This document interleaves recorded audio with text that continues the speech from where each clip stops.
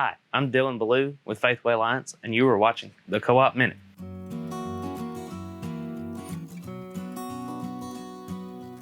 Fall is a great time to do lawn maintenance and give your yard the extra boost it needs to make it through the winter months.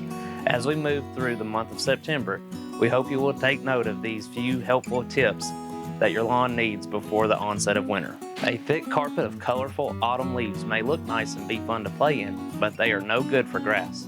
When leaves are falling this year, make sure to either blow or rake away as often as you can. If you don't, come spring, the grass under the soggy, decaying mat will be dead.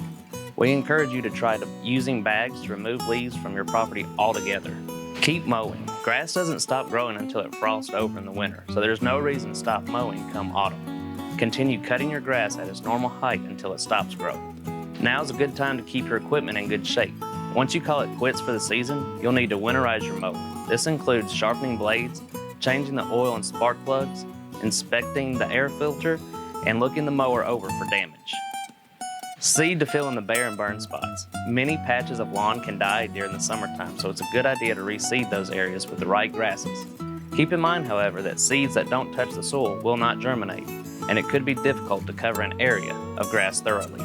Your local co-op carries a wide variety of fall lawn care supplies. Be sure to visit your local co-op to gather supplies that will help keep your yard looking great over the winter. Thanks again for joining us in this Co-op Minute. Check back next week for more tips.